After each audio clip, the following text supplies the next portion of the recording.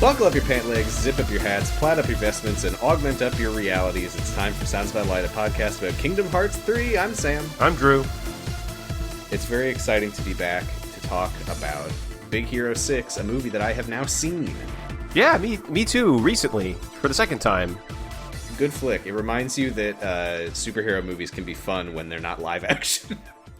Yeah, gosh, that seems to be a trend, huh? Yeah, or maybe it's because it's not part of a franchise. I mean, there's good live-action superhero movies. Well, yeah, they're called Daredevil. The truth of it is, superhero movies can be good when they're not trying to build a larger universe and they just tell a story. That's true. Yeah, I don't think either of us remembers what Kingdom Hearts 3 is about. Keyblade? Never mind, we actually got it. Okay, yep. We begin, we're in the hyperbolic time chamber, I believe. Yeah. The forest of Merlin, or whatever this place is supposed to be. It's Kairi and Axel, or Kairi and Lee, whatever you want to call them. She's showing off her new vestments. There are plaid accents, of course. As it was the style at the time. She also got a haircut. I don't know who did that for her. Merlin, probably.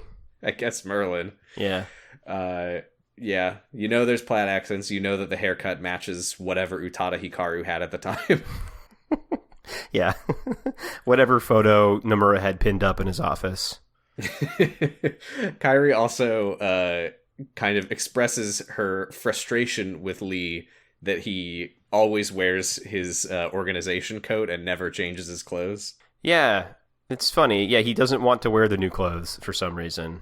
Yeah, I mean, we are dealing with cartoon characters who change their clothes once a year, so it is funny to hear one of them pointing out that someone else is doing it even less.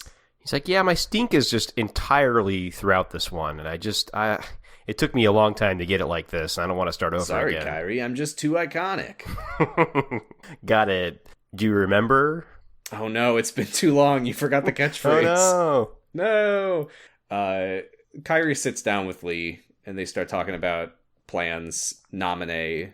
I don't remember where we were with this storyline before, but she's hoping that after they free Roxas, they can do the same for nominee. And she thinks about, this is funny because I don't really care too much about like what was and wasn't planned. Mm-hmm. But this line does feel a little bit like acknowledging how things have changed since Kingdom Hearts 2, because she's like, when I reabsorbed nominee, at the time I was like, cool, resolved. Yeah. But now I see that there's a new possible resolution that might be better. Yeah, it's that Nomura came up with afterward. Yeah, no. I mean, the game thought it was resolved, and I thought it was resolved, but it definitely wasn't always, and we knew the whole time. Yeah. I think it's fine either way, but it's funny to hear her say it. Yeah. No, for sure. I isn't nominee part of Kairi and Sora, but I guess she's in Kairi. Oh god, let's see if I remember. I believe that the deal with nominee is that she is Sora's nobody, but it's the nobody of the... You know how a nobody is created by the separation of a heart from a body? Right. This was the separation of Sora's body from Kairi's heart that was riding around inside of it. Yeah, right. So it's a Sora nobody with some Kairi juice or something. Yeah. Yeah, okay. As it says in the official character files book. Yeah, it's got some Kairi stank in it. She says her time was short, but she lived it, and that makes it hers. What right did I have to take those feelings and experiences back? And man, wait until she finds out about Shion. Yeah, wait, who? Who? You think that's sad? Yeah. So get out of the way, nominee. Someone's more tragic.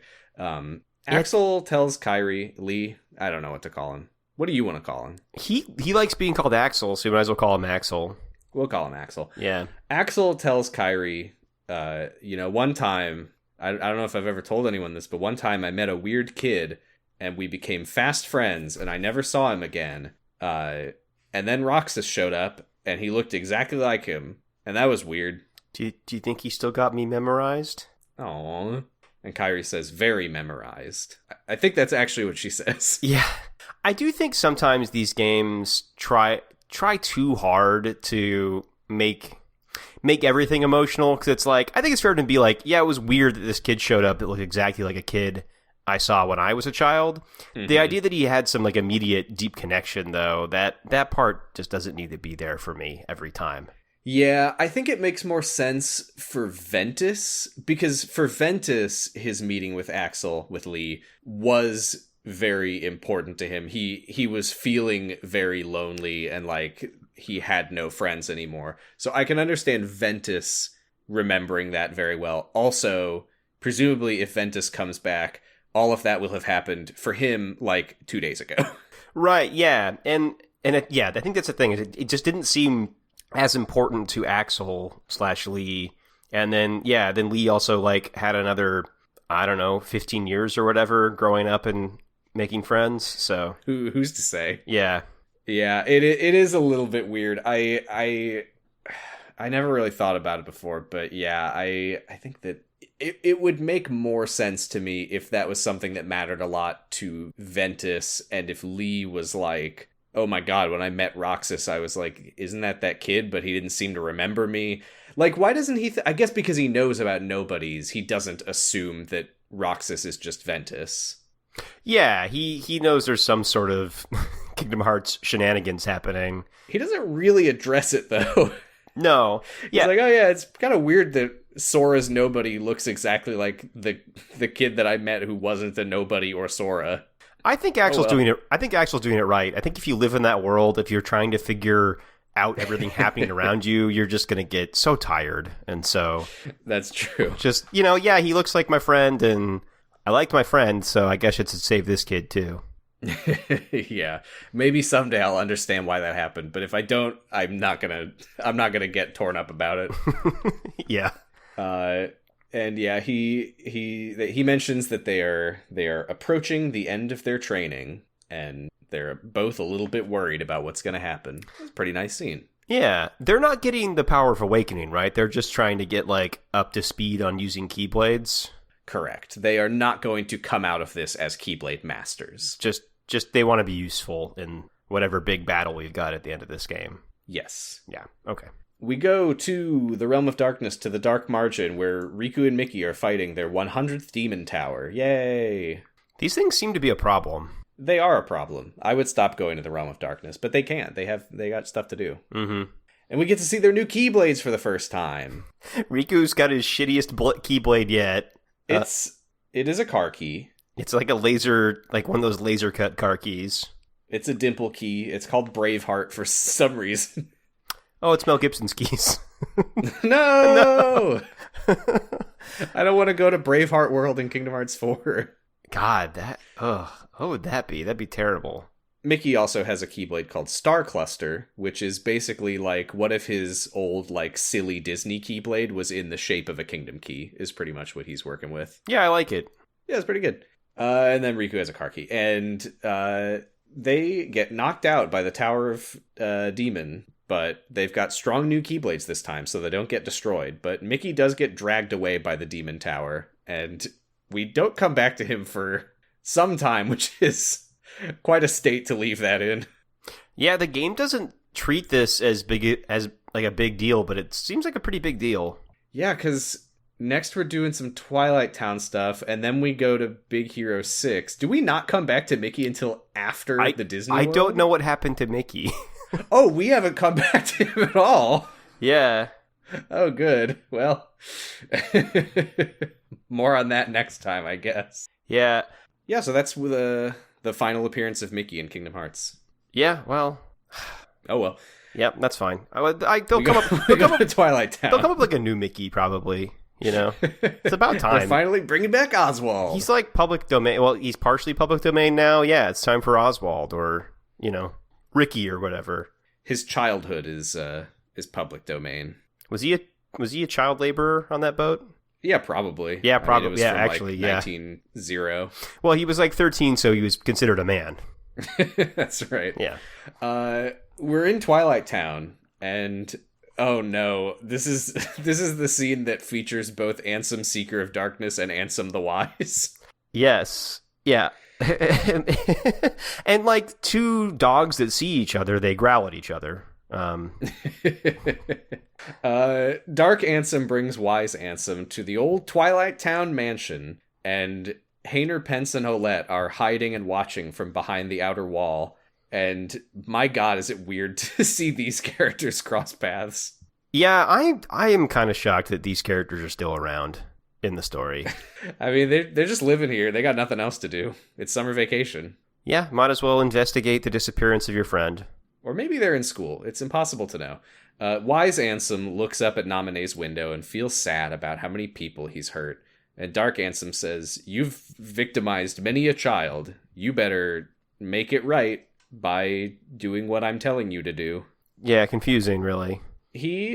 Wise Ansem, we're being very vague, but Wise Ansem reiterates, "I didn't take her." And Dark Ansem, this is following up on the last time we saw the two of them, where Dark Ansem confronted him about a female test subject. And he thinks that Wise Ansem took her from the lab and hid her.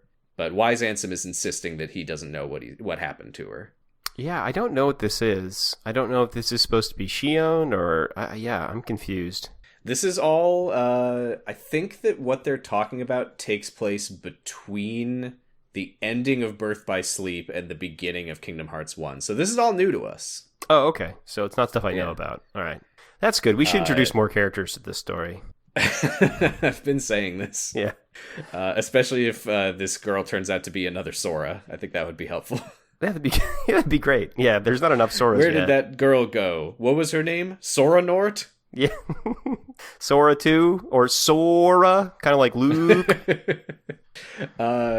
Yeah, so Dark Ansem says, "Show me your research data," and Wise Ansem says, "No." I mean, this is a hell of a not conversation, I'll say. Because Dark Ansem is like, "Show me your secret research data." And Wise Ansem says, "The only reason I still draw breath is in the hopes that I may atone for what I did to Roxas and Naminé."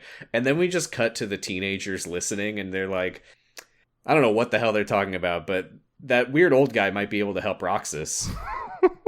Yeah, that's what I mean. These characters for me are just way out of place in this story at this point. But...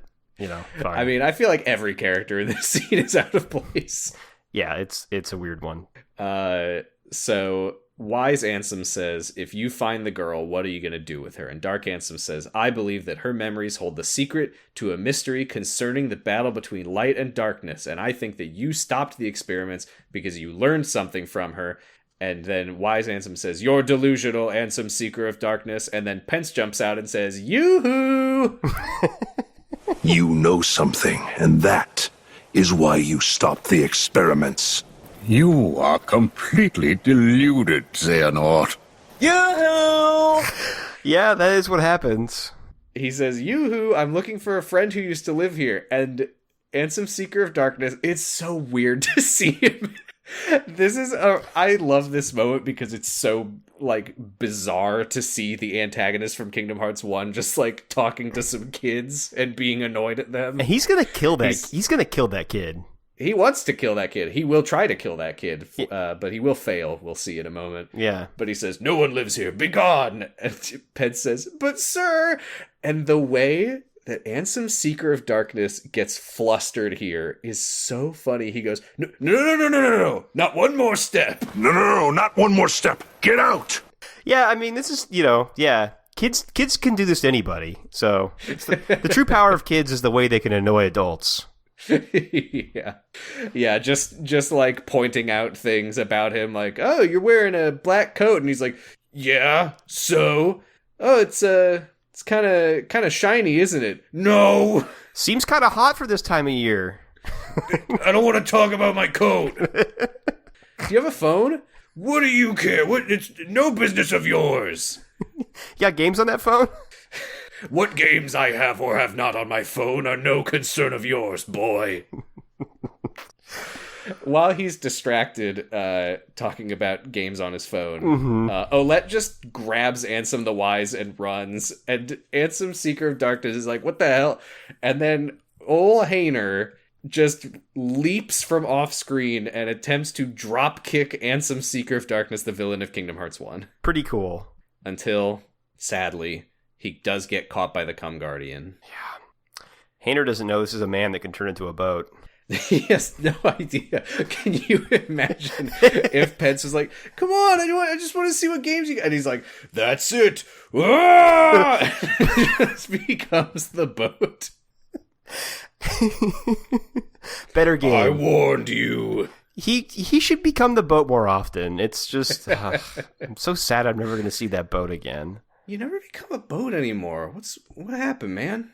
I guess that might be a once in a lifetime move. But Hayner does get caught, and he gets hurled at a brick wall. Yeah. But thankfully, before he can snap into 100 pieces, a weird stretchy white shape flies in and catches him and goes boink boink. And then it turns out to be a dusk, and a bunch of dusks show up, and they surround Ansem, Seeker of Darkness. And we're all wondering, why are dusks protecting Hayner and Pence? Yeah, I had like some quick thoughts that were wrong. I was like, does Axel still have control of his dusks? Or are like Roxas's dusks out running around still? It's not that, but it was, it was confusing for sure. Yeah, when I played this the first time, I think I was like, oh my god, it's Roxas, because every time we've had dusks like show up and be mysterious, it's involving Roxas. Oh yeah, it was in Kingdom Hearts 2. They're looking for their master. We've come for you, my liege. Yeah. And then I think when Sora first comes to Twilight Town in this game, they're like, do you seek our liege? Right. But we do get an answer to where these dusks came from immediately, and it's really something. Yeah. Because Hayner Pensolette and Ansem the Wise catch up in the tunnels of Twilight Town, and they say, like, oh, we wanted to ask you about Roxas. And then who should show up with his face? The worst face in the world. It's a bit of a face turn. True. I wish that his face would turn and walk away. Yeah, it's our old friend Evan. He is Vexen. Oh, he's Vexen, you're right. Yeah, he is nobody, but it is Vexen. And he says, Master, I'm glad you're safe. I gave up a normal life in order to plant myself in the organization, because I wish to atone. I think this is all bullshit. I think that he's a double... Why? Well, one, because Ansem Seeker of Darkness seemed like okay with it. I think this is a ruse where they want Ansem the Wise to go off and like do something, and then they're going to be following him so they know what he's up to. Like, he's probably going to go like, yeah, I should take that girl that they were worried about out of the fridge or whatever, and they're going to find out where the fridge is, and that's the big plan. I think you're just biased because of his face. Maybe. And all of his actions. Well, yeah, and how he said the only thing that matters to him is the replicas. It could be, too, that he wants like more data on how to make replicas. I don't know. I don't trust this guy. I will say, because I think the timeline can get very confusing, believe it or not. Just to clarify, when Vexen says, I gave up a normal life in order to plant myself in the organization, I assume he means after he was recompleted, when everyone was like, where did Evan go? And then we found out he had like chased after the organization. Right, he must have re-nobodied himself to go do that. Yeah. I will say, though, the idea that they all recompleted from being the nobodies of the organization, and Vexen or Evan wakes up and he's like, a normal life. Yeah, no way. That ship has sailed, buddy. Yeah, no way. That ship has sailed, and it is a big darkness boat. That's what he really wants. He was spending a lot of time on boats in the Caribbean. True. Yeah, in much the same way that when he saw Davy Jones' heart, he was like, just a real heart? He saw all those boats, and he was just like, just normal boats? These boats don't even have arms. I hate it here. These boats aren't science. Maybe if it was a replica of another boat. If perhaps I knew that this boat was merely a vessel containing a different boat's soul. I just need to be able to remake a heart of a boat. And it turns out it's made of crabs. That's the heart of a boat. Oh shit, that is true. And they are white crabs. Mm-hmm. Those crabs could be nobodies. They might be, yeah. Crackpot Corner? Crab Pot Corner? Crab Pot Corner, much different. Crab Pot Corner is just my new seafood restaurant. It's pretty good. Crab's great. I agree. We go to San Fransokyo, the world, the setting of Big Hero 6. And they are... I will say, I know that Sora's an island boy. Mm-hmm. If I was walking around on the San Fransokyo version of the Golden Gate Bridge, and I saw that there were just hundreds and hundreds of abandoned cars scattered on the bridge as far as the eye can see every direction, I might think that's a little bit ominous. Does Sora know what a car is? He hasn't met Mater or Lightning McQueen yet. Oh, he's ridden in a go-kart, I think. When was that? Didn't he do go-kart racing? No, that was in that's Birth by Birth Sleep. So no, Sora might not know what a car is. He might not know what a car is. And he's never gone to school, so... And he hasn't become a car yet. And not become a car yet. He's gonna have to. He's looking at the cars and he's like, wow, these are like when I was a lion. There's 4 moving parts. Yeah, I think the closest he's seen to cars would be like the tram in Twilight Town. Yeah. Unless I'm forgetting something. He's possibly seen a carriage. Yeah, there's no way he hasn't seen a carriage. Yeah. But yeah, the cars are all just abandoned. There's clearly something horrible going on, and Sora's just like, whoa, I love this. He's like not even in the city. He's just on the bridge outside the city, and he's like, wow, the big city. I feel so metropolitan. He's an excitable little boy. He says he feels metropolitan or maybe cosmopolitan, and then Donald says, not-apolitan, which is a pretty good one. Yeah, good burn. Good burn. I don't quite get it, but I guess it's good. Yeah. Sora immediately pulls out his phone to call Riku and tell him how cool this place is, and Goofy's like, we're just walking on a bridge. Yeah, we haven't done anything yet. Nothing's happened. Yeah. But then the Heartless appear, and before they can fight, they see Go-Go from the movie. I'll explain who all these characters are for anyone who hasn't seen it, but for now, there's some superheroes. Baymax is the big funny robot that we love. We'll get into that. Sora is just losing his shit at seeing a robot. He loves robots. Robots are cool, to be fair. Robots are cool, especially when they're Baymax. Yeah. I gotta admit, I'm a Baymax boy now. Oh, Baymax is... I really, really like Baymax. Baymax is good. Baymax, like, coming back to this, I'm like, man, it's wild they didn't do another one of these movies. I know they did, like, a show, but... Mm-hmm. I think they did a couple shows. Yeah. It just feels like they could make a Big Hero 7, no problem. I mean, they might. Didn't Baymax had a show, I think just like a year or two ago, I want to say. Oh, okay. Yeah, they're still working on Big Hero 6. Okay. Yeah. That's a good movie and a good robot. Yeah, it's good. So, yeah, Sora just sees Baymax and says, "This rules," which is correct. And they all quickly introduce themselves and team up. They say team up. What it really means is that Baymax fights with Sora.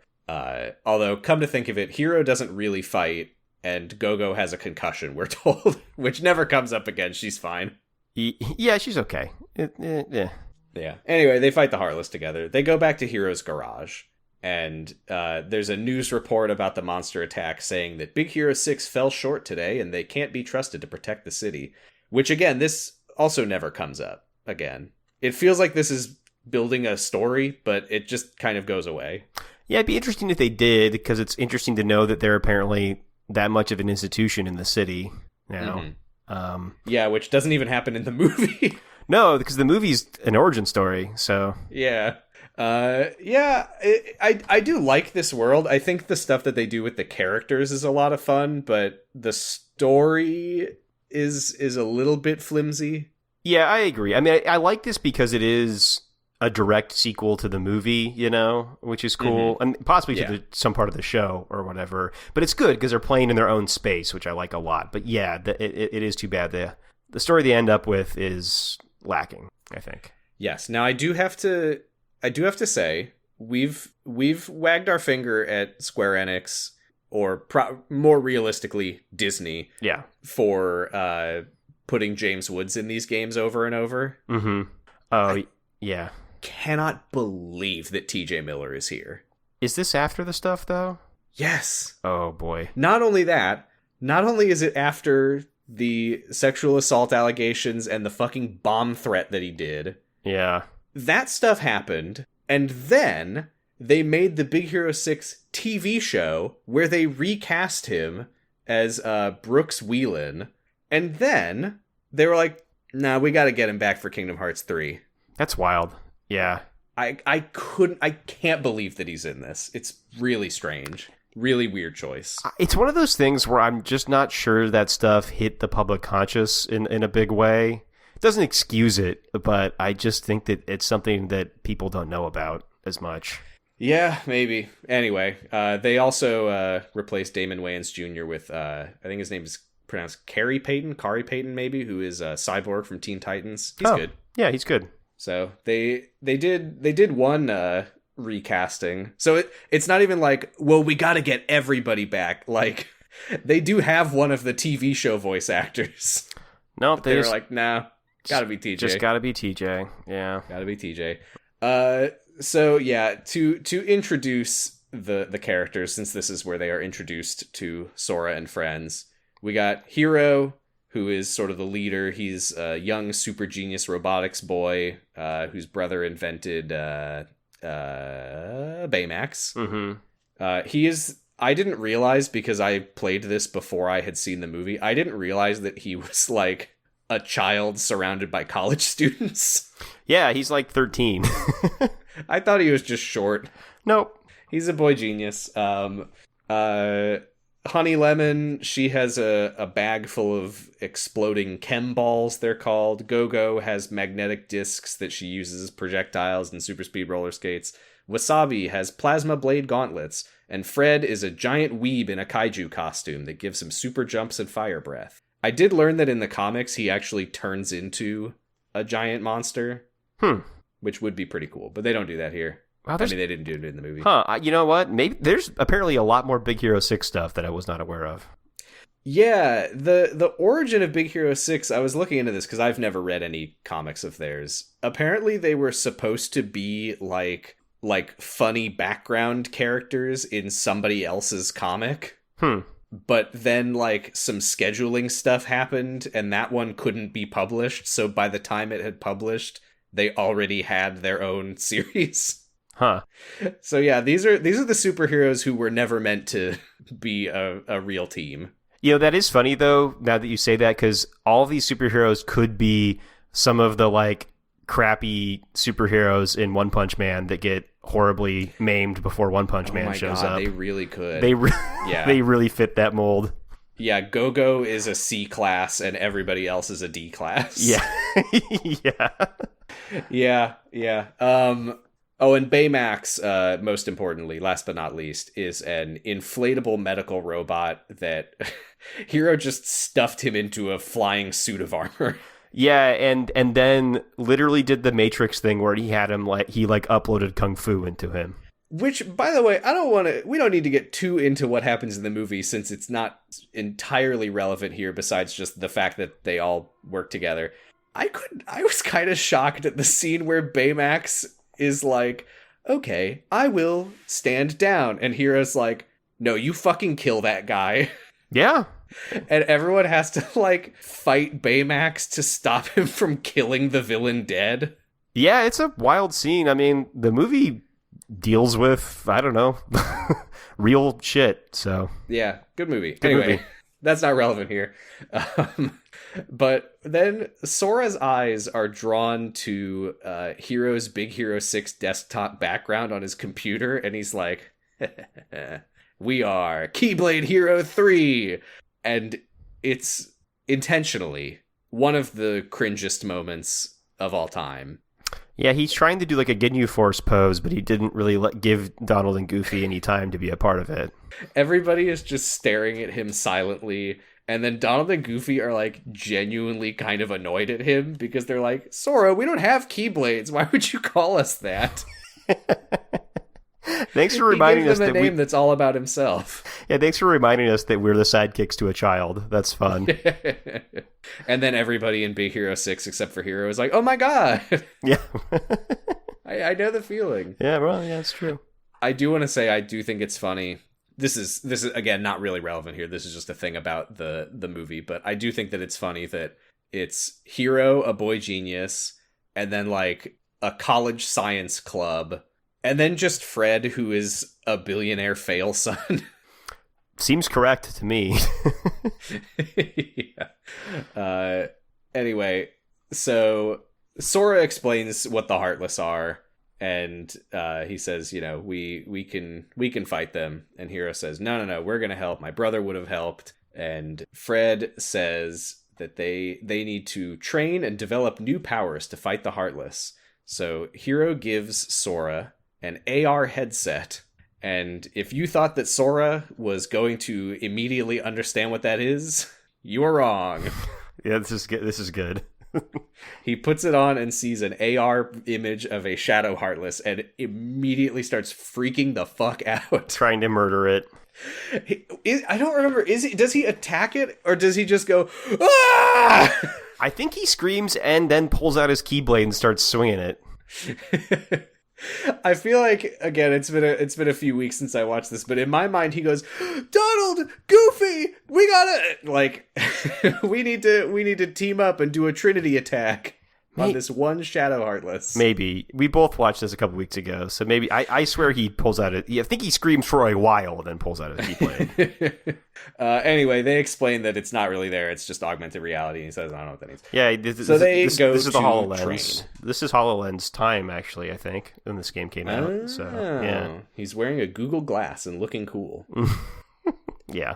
Whatever the Apple one is that's out now that sucks. Oh, God. The Vision Pro. Vision Pro, yeah. Ugh.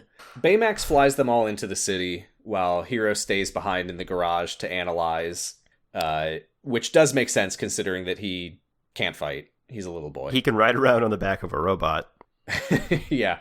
I say he's a little boy. He is roughly Sora's age, come to think of it. True, yeah. A couple of years younger. Although we don't know how much later this is. Anyway. Gogo's concussion is no longer an issue. She's fine. So Sora plays an AR minigame where you run around the city jumping through rings for points. I mean, data. This looks bad, by the way. I don't know if it is, but it looks bad. Here's the thing. I had fun with this until I got like turned around and didn't know where I was supposed to go, and it took me, I want to say, about probably like 10-15 minutes to finally figure out where I was supposed to be going. That's no good. Yeah, it just looks like kind of like the worst kind of mini games that exist in those like Spider-Man games or things like that, So, I don't know.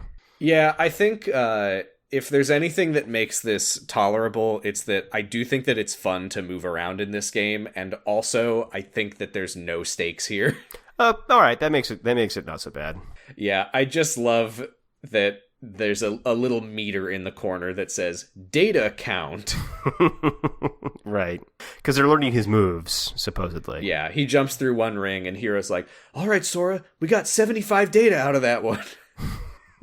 That's how science works. Keep going. Try to hit 10,000 data. But don't get too much data. It'll get its own heart, and we don't want to have to think about that again. The AR goggles are like, Sora, thank you. Thank you. We're best friends. I want to go to school like everyone else. Sora, Baymax is looking kind of thick. Oh, God, no. He is. It's true. He's very thick, and that's what we love about him. He's mostly air. He is mainly air. Yeah.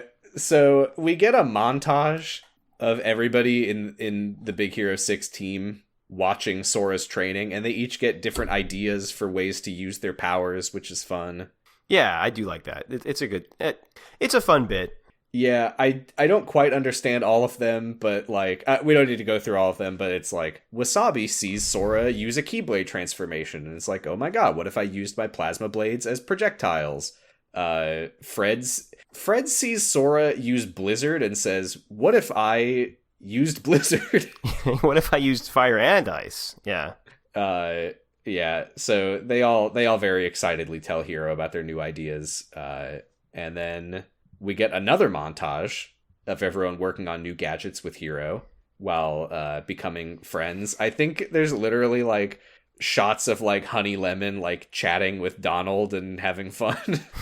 Yeah, I like the idea of Donald being friends with these college kids. They really do become pals. It's pretty fun to see. Yeah, we missed this. We missed the scenes of Donald playing some hot guitar and some hot piano. Wow, Donald. Yeah, we just come back from the montage and everyone's clapping. Wow, Donald, I had no idea you were so good at playing guitar. That's right. Oh, why did I do that? Meow.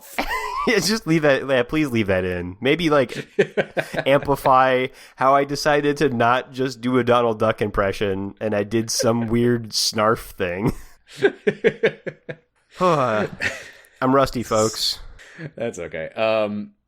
Yeah, I tell you what, when we miss any amount of this podcast, I will have moments where I'm just like walking around the house and then I'm like, oh fuck, and then I gotta practice.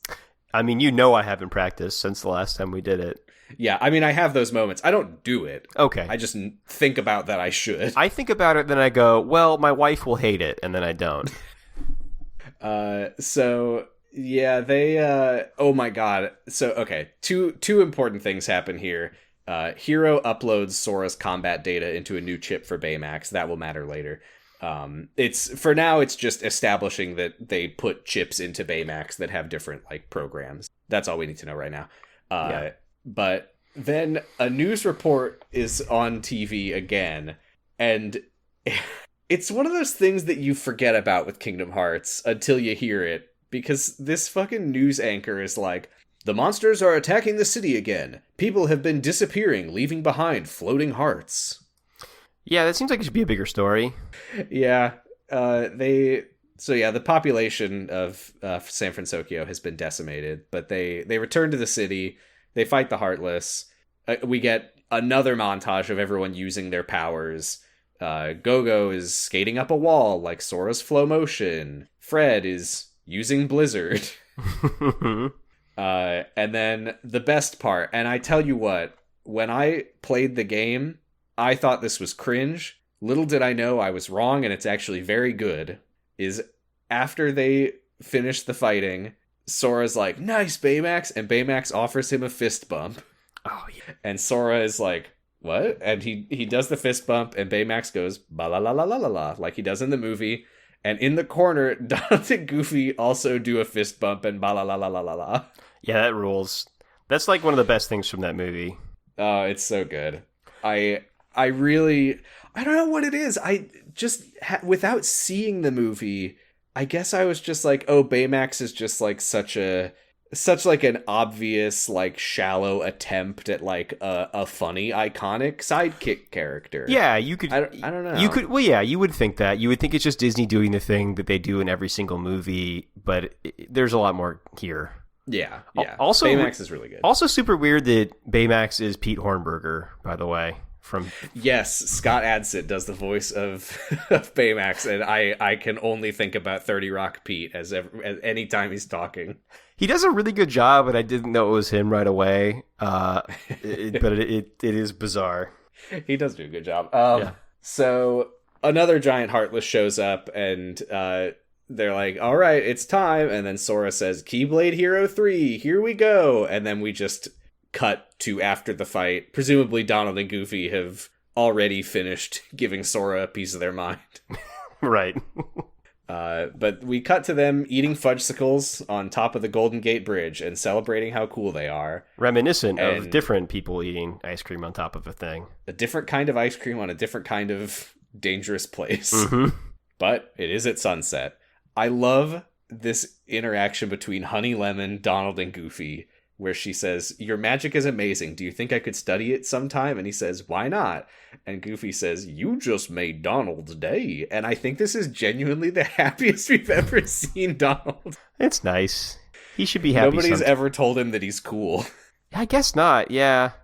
It's probably because he's screaming at people all the time. We took a picture of a duck before and after telling him he's beautiful.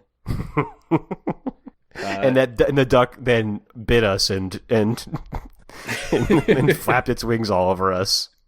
Sora is sitting up at the top with Hiro, Go-Go, and Baymax, and they're talking a little bit about Hiro's brother Tadashi. They're trying to follow in his footsteps. Tadashi lives on through us, and Sora says, if you're ever not strong enough, he'll make up the difference. And he leans back and looks at the sunset, and he briefly sees himself as Roxas sitting with Hayner, Pence, and Olette. Thanks, game. I wouldn't have gotten there. And I didn't make any notes. I assume that Gogo is Olette because she's a girl. Must be, yeah. I guess Hero is Hainer because their names start with H. Yep. And then Baymax is Pence because that's the last one. That's the last one. Because Dog Street 3. Dog Street.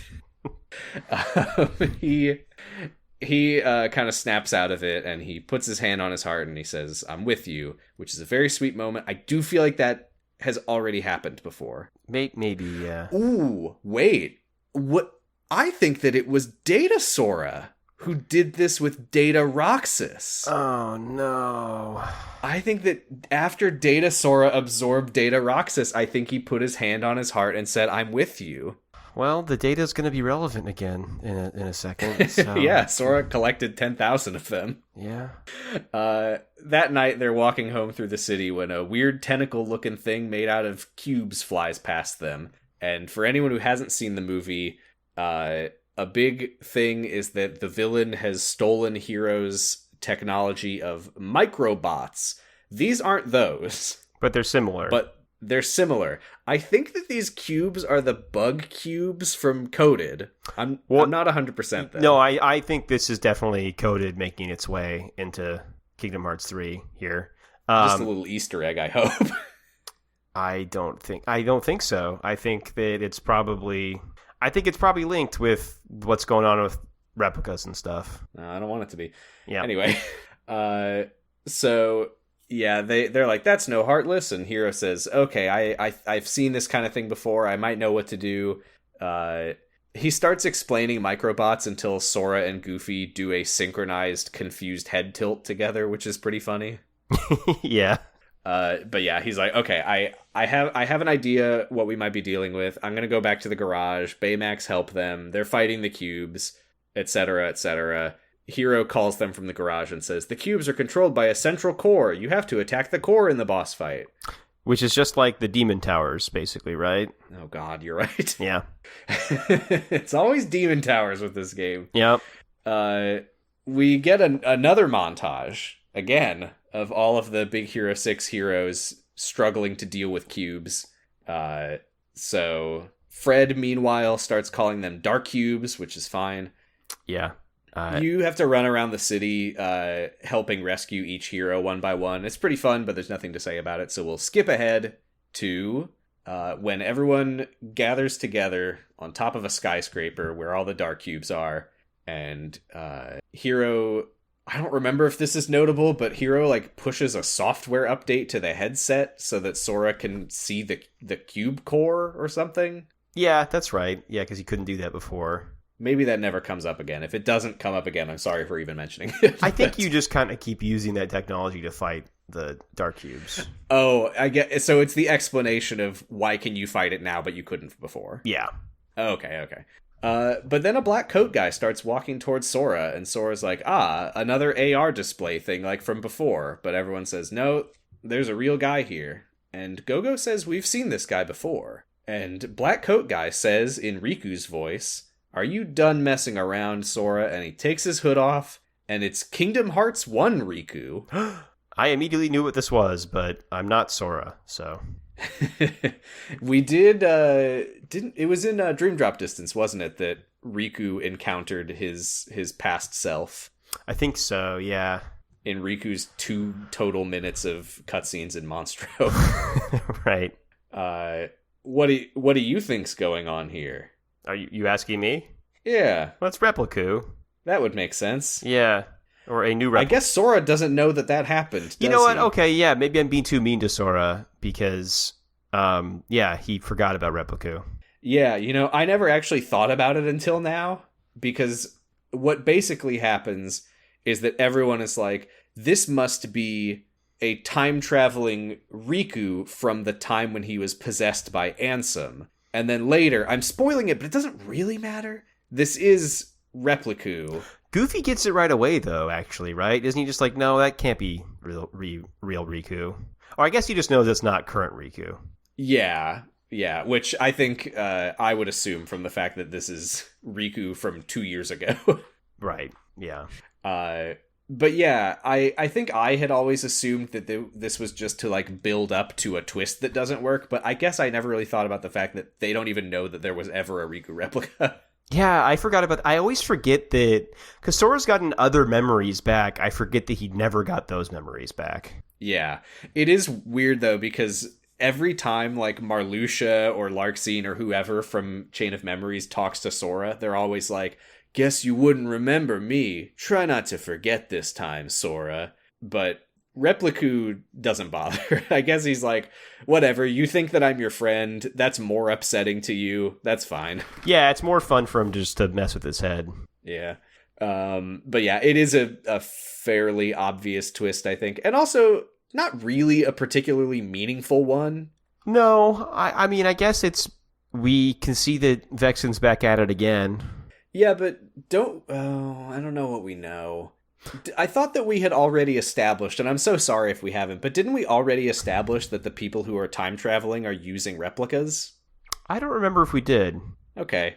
Sorry if I spoiled that. I don't think it really matters. That makes more sense, though, actually, to me, because I didn't really get how that worked before. Okay. Yeah, maybe we'll get into that next week, and I'll regret saying it just now. But I don't think that it's a particularly exciting twist so much as it's like oh, okay. Yeah, okay, that makes sense. Although that makes Repliku notable then, though, if it's Repliku's heart time traveling, unless it's just a new heart. Yeah, well, I think the only difference that it really makes is, like, I guess it doesn't make a difference to Sora, I guess is what I'd say. Right, that's true.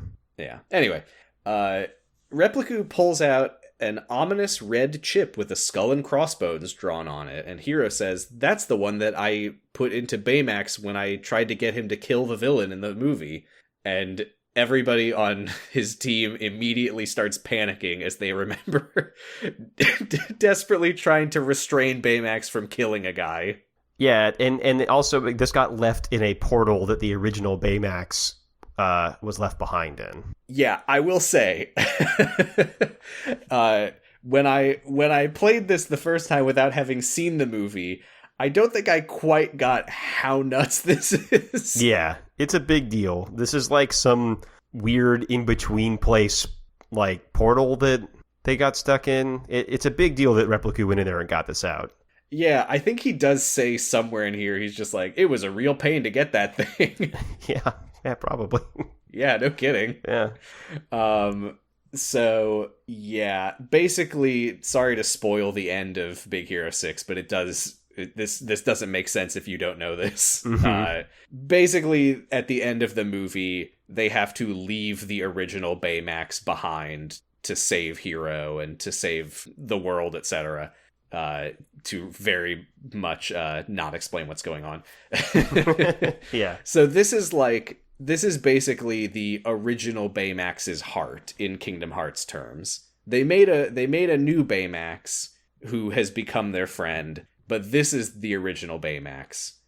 And it's a little more complicated than that because they did rescue one of the chips out of the original Baymax, and that's in the new Baymax. Yes. So it's kind of like half of his heart, really. Yes, this is Roxas. This is the Roxas to current Baymax's Sora. Sure, or it's the Baynitas.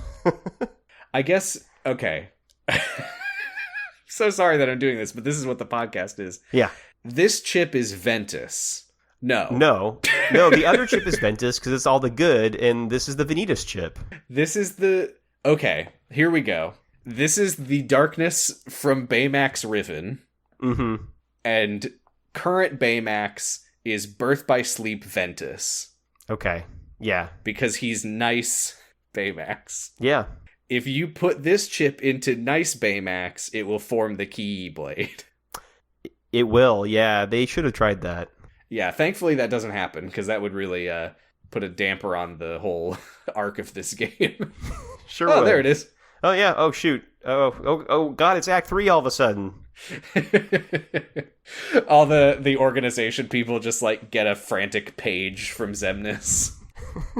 They're all using beepers. You need to get to San Fransokyo now! Anyway, so Riku throws the chip into the dark cubes and disappears. The cubes go tentacle mode again, but they're extra strong and scary now. and they throw Big Hero 6 away for a party members only boss fight. Convenient, yeah. We haven't programmed combat for you. Get out of here. So, yeah, boss fight. They win. Everyone's here. Hero is also here from the garage now. Yeah. Sora destroys the core. Yep. And Hero's like, okay, let me grab Baymax's original chip. But then Riku just, like, steps out of nowhere, just grabs it and says, I'm not done with it yet. I was surprised. I did think this was over. Yeah. Sora asks Riku, hey, why do you look like you're a kid again? And Riku says, looks can be deceiving, but you should recognize my heart. And again, he's kind of going through the motions of like, maybe if I pretend to be Sora's friend, it'll piss him off. But Sora's just like, no. Didn't the original Repliku thought he was Riku, right? Yes, I think this would be a time-traveling Repliku from when he didn't know yet, I guess. So maybe this Riku does think that he's the real Riku. He could. It's unclear. I don't know that I'm sure it matters to him. I don't know if it matters to us. Yeah. We'll keep an eye on that next time we see him. See if it matters, if it makes any difference. So Goofy starts flexing his brain and says, we've been facing defeated villains from the past, so this must be Riku when he was possessed by Xehanort's Heartless in Kingdom Hearts 1, when we betrayed you for a few minutes. And right. Riku says, I left my body behind to travel through time. And then Sora remembers what Xehanort told him, young Xehanort, at the end of Dream Drop Distance, and he almost understands, which is pretty good. This is some of his best thinking work ever. Oh, okay, good. I didn't spoil anything. This is where Sora is like, but wait, if you had to leave your body behind, what's happening here? And then he says, he kind of goes into backstory mode for anyone who skipped Dream Drop Distance, but we don't need to do that. The point is, he does confirm that there were vessels waiting for them, and Donald and Goofy realize that he means replicas, and Sora doesn't realize that he means replicas. Yeah, and I'm kind of... why does Donald know about replicas? I don't... Because they shouldn't... Did maybe Zexion talked about replicas? Oh, that's so hard to remember. Yeah, I don't know. Yeah, they've definitely talked about replicas in this game. Okay, all right.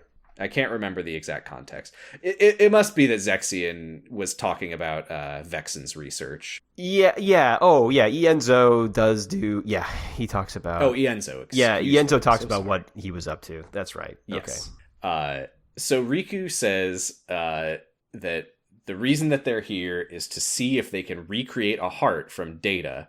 And then he says, and I quote, that walking balloon over there has a heart. At least that's the nonsense I'm supposed to believe. Weird. Weird hatred here. You leave Baymax alone. He's funny. Yeah, he's cool. Have you seen the scene where he's playing with tape? God, what a good scene. Have you seen the scene where Hero's trying to push him through a window? Yeah, or the scene with the cat when he's drunk. Oh my god, I forgot about that. Yeah. His battery gets low and he acts like he's drunk. You don't understand. Sora almost word for word quotes what Ansem the Wise's data self said about him in Sora's data heart research data dream drop data, where he says, there are hearts all around us. You only have to see them for them to become real. And, this is where Hero's like, where'd you get that chip anyway? And Riku's like, I'll put it right back where I found it. Uh-oh. I'm going to the hell dimension from the end of the movie. Well, maybe limbo dimension, I think. Yeah. The CGI dimension. Yeah. I guess the whole movie is that, though. Well, yeah. The extra CGI. So Baymax remembers that he's a medical robot and not just a fighting guy, and says, everyone is suffering from acute exhaustion. Everyone needs rest. They go back to the garage. Goofy says, I didn't write down what he said. He just refers to the organization as their arch-nememies. Mm-hmm. This is a rare thing that Goofy does, but he does it often enough that it's his thing. The arch-nememies thing, or the... No, just saying words wrong. Right, when he was saying Ventus, he was calling him Veggie. Yeah, he has to remember that he's goofy and not the guy that actually understands everything going on all the time. That's what it is that he understood the time travel thing and the replicas, so he had to balance it out by getting a word wrong. Oh, that's how he does it. He charges it up. Okay. So yeah, Sora feels bad that his enemies are here antagonizing Big Hero 6 because of him, and they're like, that's okay. We're gonna get some answers about this Baymax thing. We're superheroes also. We're not too sad about it. He kind of explains that the backstory, the original Baymax disappeared into another dimension. There's another news report about Dark Cubes attacking the city, so they leave again. I did kind of feel like, why did we bother leaving the fight to come back? It did feel just like weird padding. Yeah, I will say, while I do like this world a lot, I think that it kind of suffers. I'm not going to say it suffers too much because it is the only world that's like this, so it's kind of just doing its own thing. But it really is, there's the garage where there's nothing to do, and then there's the city. There's no other areas. There's no, like, sections of the city. It's just one big city that is a big square map, and you can run around and go up buildings, and there's not really anything to do besides like the AR mini games.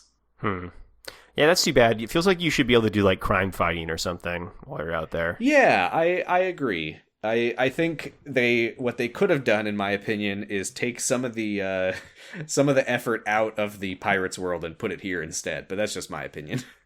Yeah, but we like good things, and that's not true of consumers at large sometimes. I don't know. Yeah, so I think really the reason that they go back to the garage here is just to keep you from getting exhausted with the city, just a change of scenery for a minute. Yeah, fair enough.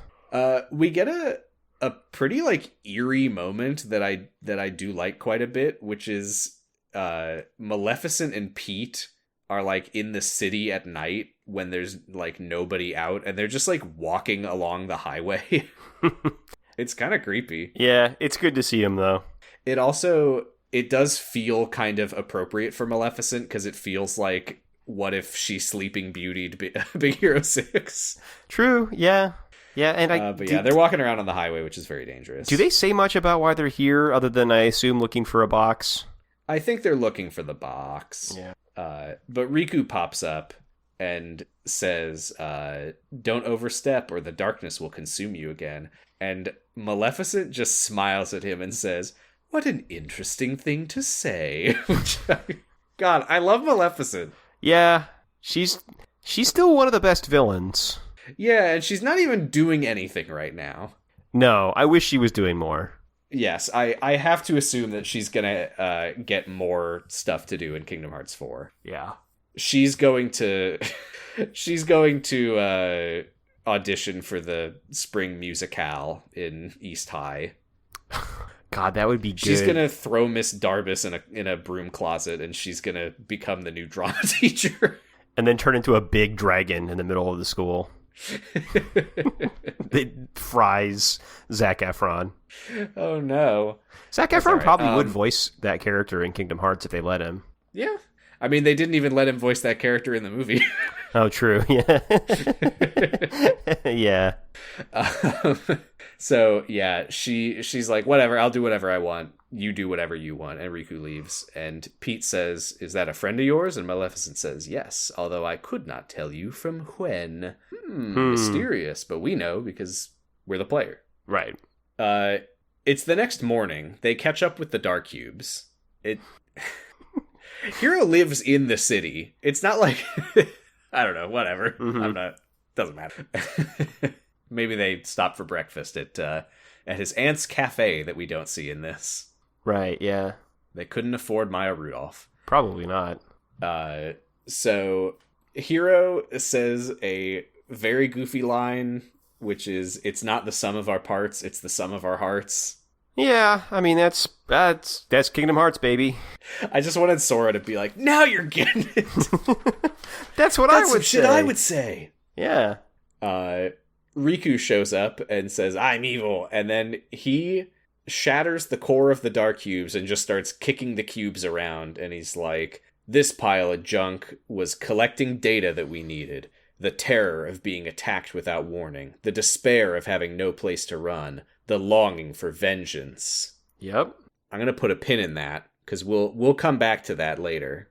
Because I think that is a very interesting thing that doesn't mean anything to us just yet. Okay. But Sora says that a heart is so much more than those things. And Wasabi says, it's working together. And Donald and Goofy say, smiling at something funny. Very good. Yeah. And Riku says, well, we've got data from fighting you. So now we've got a complete heart. And Sora says, a heart can't be real if it's made from conflict. And Riku says, that's not true. You said yourself you only have to see it for it to become real. So let's see it. And they pull out the original Baymax wearing dark armor. Oh no, it's lingering Baymax. Oh no. Yes, they pull out dark Baymax. And this armor, this wasn't in the movie, right? No. Okay, Riku built this armor for him. Yeah, I would assume it's built out of darkness. I guess so. Hiro tries to talk to Baymax, but Riku says, don't bother, he doesn't have a heart right now. Until he puts the combat chip in. And he says, to complete this heart, we're going to give it the final missing piece, sadness. Because Hiro is going to watch you destroy his friend.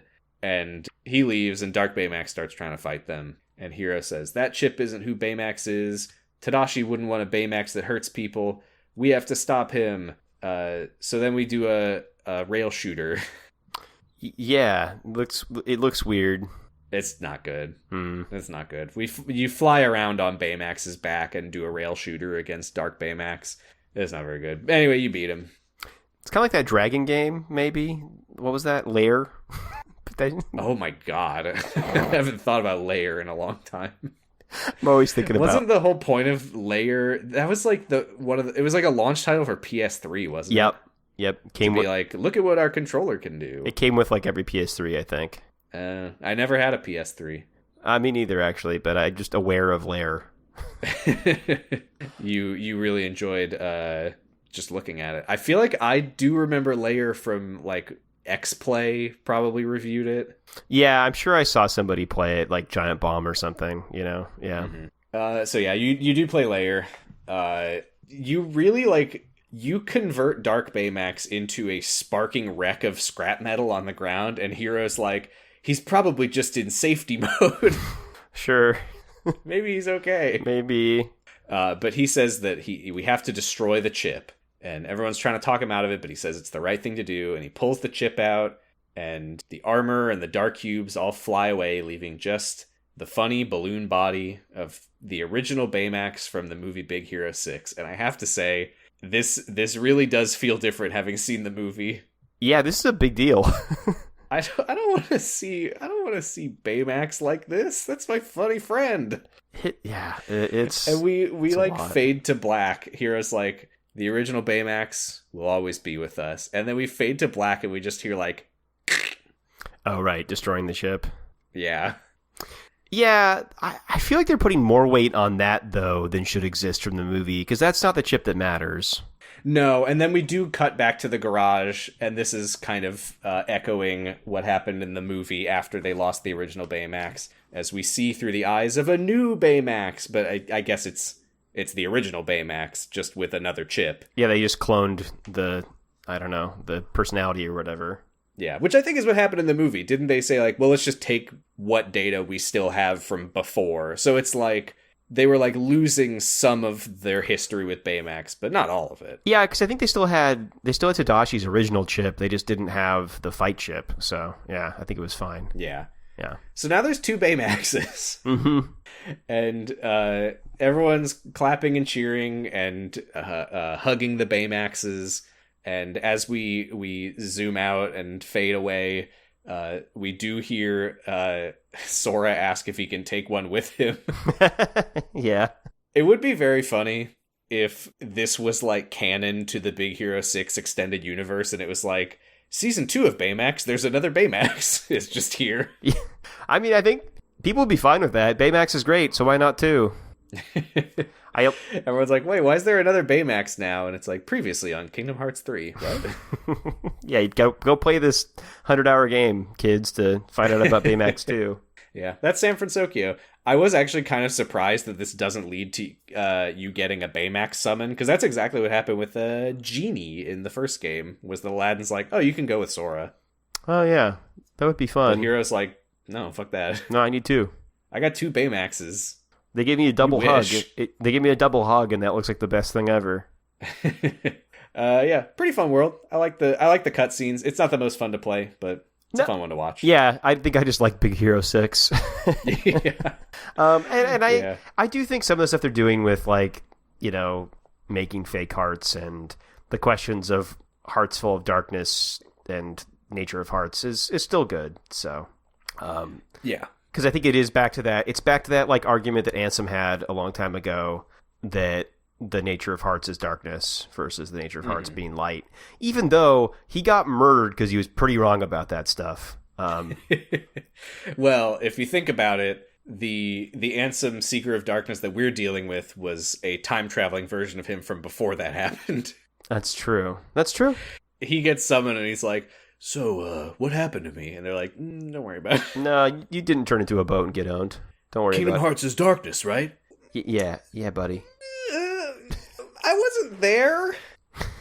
Yeah, not very many people were there, to be fair. I think it was darkness. I don't know. We'll figure it out. We'll figure it out. Do you want to dive to the wiki? I do. I would love to do that.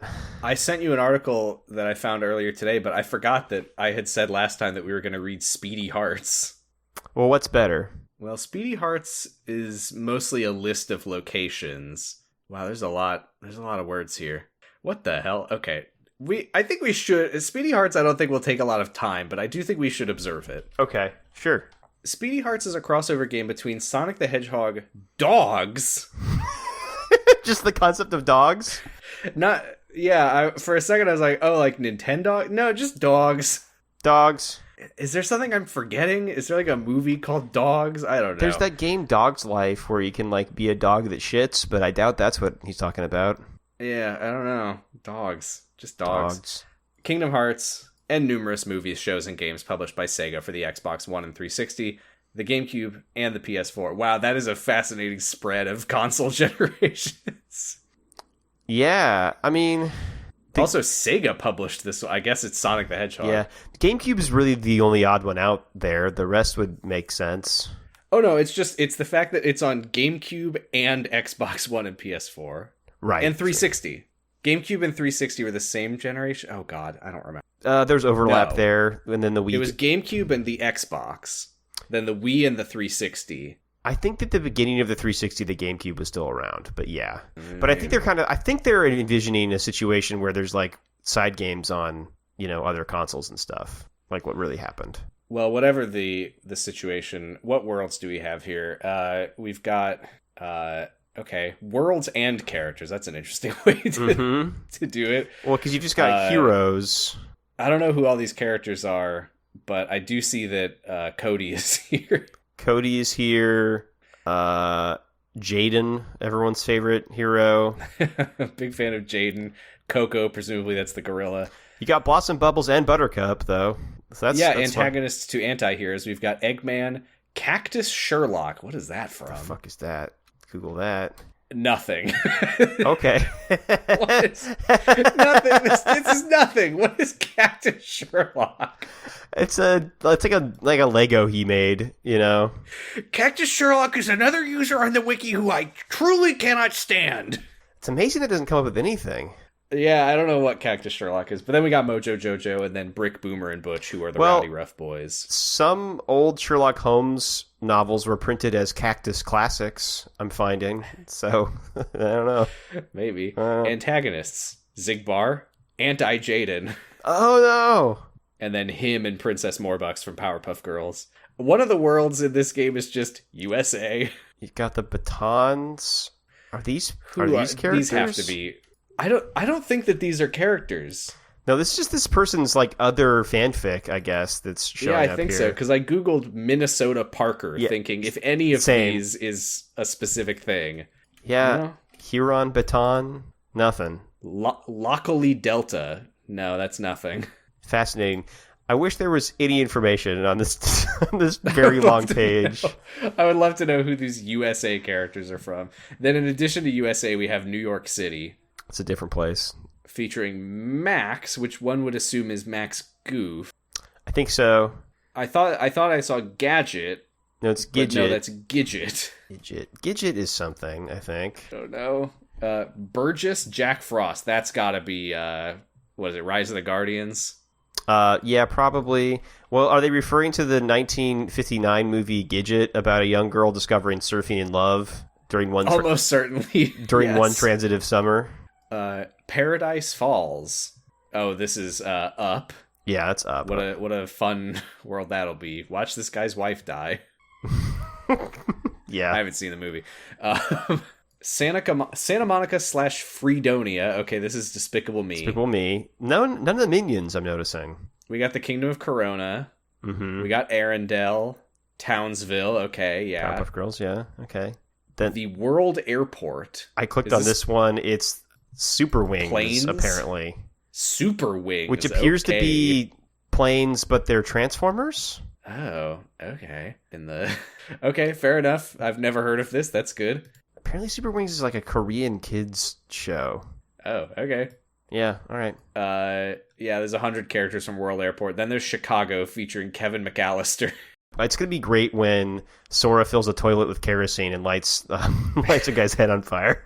I had to confirm because I haven't seen Home Alone since I was a kid, and I was very caught off guard by the fact that this wiki article is using the full names of the Wet Bandits. Yeah, Old Man so the old man with the shovel is going to show up too. That's good. Featuring Marv Merchants. And then Air Nomad. Oh. With Aang, Toph, Sokka, Katara, and Zuko. That sounds fun. Nice. Oh, we've got some bosses, such as Red Titan and Big Mother. Dark Moray, Dark Guardian. I don't know what any of these things are.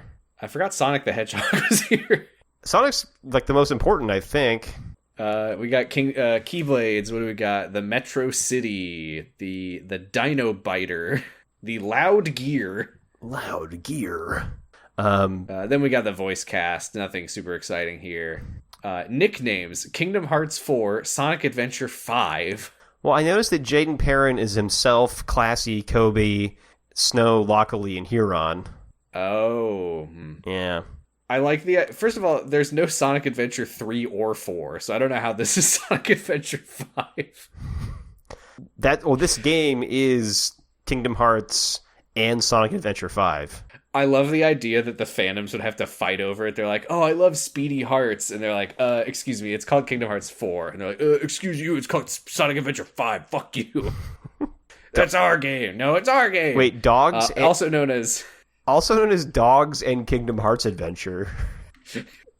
Some worlds are remakes of the respective movies.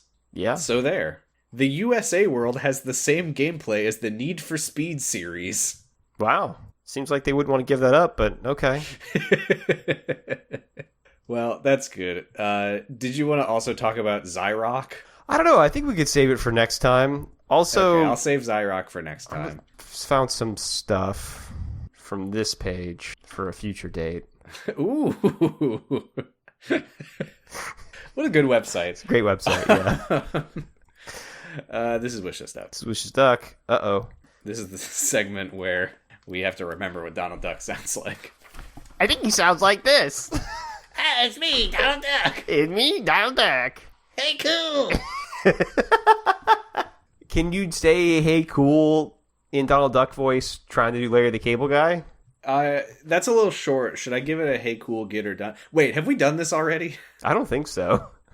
I just think we've talked about Larry the Cable Guy. We talked about Getter Robo, and we did a Larry the Cable Guy thing. Yeah, we did a Getter Robo. That's what we did. I'll do "Hey, cool," but that's not going to be it. Okay, fine. This is just a warm up. Okay. Ooh, wow! It's been a while. Ooh. Oh no. I know. Yeah, that's a good warm up.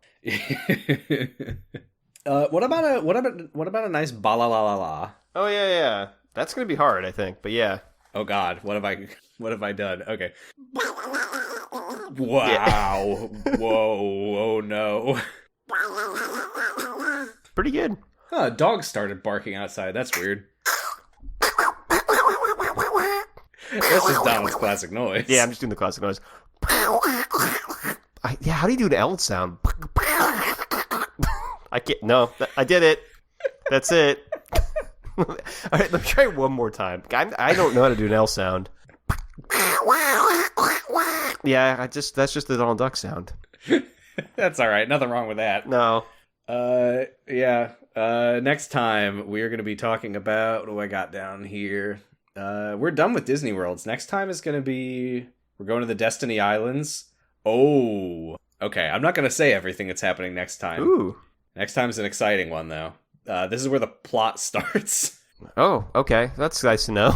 What have you been doing so far? Disney bullshit. You know how every Kingdom Hearts game, nothing happens for 30 hours, and then there's an incredibly dense final act? Yeah, I guess so. The first game's less like that. Yeah, the second game is extremely like that. Yeah, it is for sure. But yeah, that is beginning next time. Looking forward to that. For sure. We are on co-host at Sounds About Light. I'm on co-host at Positive Stress, and you can listen to my other podcast, Dr. Huh? Where we have just watched The Hungry Earth. And next time we're watching, I don't remember. Oh, the Tsuranga Conundrum or something like that? Who knows? Who knows? I guess I'm on co-host at Achilles Heelys. You can also hear me on the F+.